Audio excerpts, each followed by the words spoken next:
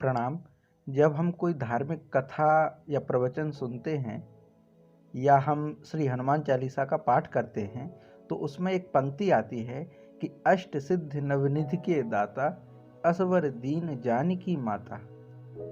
तो इसमें जो अष्ट सिद्धि शब्द है वह कौन सी 8 सिद्धियां हैं जिनकी बात कही गई है जो श्री हनुमान जी से हमें प्राप्त होती हैं। तो आज हम उन्हीं 8 सिद्धियों के बारे में जानेंगे, वह कौन कौन सी हैं।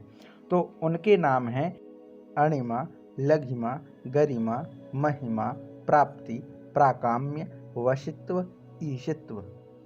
यह 8 सिद्धियां हैं जिनको हम अष्ट सिद्धि कह देते हैं।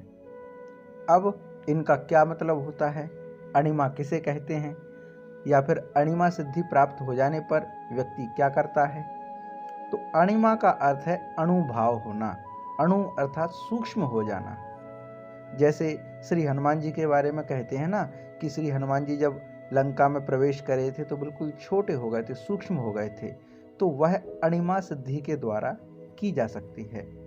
और कुछ विद्वान इस विषय में कहते हैं, जानकार इस विषय में कहते हैं कि यदि यह सिद्धि किसी को प्राप्त हो जाए तो कोई भी व्यक्ति अणु जैसा बन करके कहीं भी किसी भी पदार्थ में प्रवेश कर सकता है, किसी भी शिला में प्रवेश कर सकता है। ऐसे योगी अणिमा सिद्धि को प्राप्त करके कर सकते हैं। दूसरी जो सिद्धि है वह है लघिमा। लघिमा का अर्थ है लघुता, हल्कापन, उसे हम लघिमा कहते हैं। तो जब कोई चीज हल्की होती है तो हल्की चीज को आसानी से ऊपर उठाया जा सकता है। वह इतनी हल्की हो सकती है कोई भी वस्तु या कोई भी व्यक्ति जो लघिमा सिद्धि प्राप्त हो, जैसे वह व्यक्ति स्वयं के वजन को इतना हल्का कर सकता है कि वो हवा में उड़ सकता है। तो यह भी उदाहरण हमें श्री हनुमान जी के कार्यों में देखने को मिलता है कि कई बार वह उड़ जाते हैं, पवन पुत्र कहे जाते हैं। अर्थात उनका जो वजन था वो स्वयं की इच्छानुसार लघिमा सिद्धि के द्वारा हल्का कर लेते थे। तीसरी जो है वह है गरिमा। गरिमा का अर्थ गुरुता से है। कोई व्यक्ति अपने वजन को इतना भारी कर सकता है, इतना भारी कर सकता है कि जो असाधारण है, सामान्यता से बिल्कुल हटके। यह भी हमें रामायण में देखने को मिलता है कि जब अंगद जी लंका में जाते हैं राम जी का संदेश लेकर के, तो वह वहां पर पैर जमा देते हैं और वहां पर कहते हैं कि अगर किसी में क्षमता हो, ताकत हो, पौरुष हो तो मेरे पैर को हिला करके बताए। तो वहां पर जो सिद्धि है वह गरिमा सिद्धि है। चौथी जो सिद्धि है वह है महिमा। महिमा अर्थात महत्व, महत्व अर्थात विशाल, विराट आकार धारण करना। जो सूक्ष्म हो जाए, जो विराट हो जाए, जो सूक्ष्म रूप धारण कर पाए वह तो अणिमा, और जो विराट स्वरूप धारण कर पाए, आकार धारण कर ले, वह महिमा सिद्धि से होता है। अगली जो सिद्धि है वह है प्राप्ति। प्राप्ति अर्थात प्राप्त करना।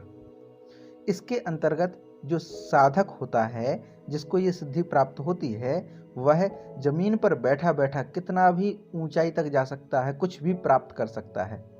वह चाहे तो जमीन पर बैठे बैठे अपनी उंगली से चंद्रमा को छू ले, ऐसे कर्तव्य दिखा सकता है प्राप्ति सिद्धि से। फिर आगे है प्राकाम्य। प्राकाम्य का अर्थ है इच्छा का साफल्य होना, हमारी कामना को सिद्धि होना, माने हमारी कामना पूर्ण हो जाना, जिसके कारण कोई भी योगी जो है वो पानी के समान रेत में गोते लगा सकता है और पानी पर चल सकता है। ये प्राकाम्य से है, जो उसके मन में इच्छा उत्पन्न हुई उसको वो कर सके। ये प्राकाम्य के उसमें है, अंतर्गत आती है।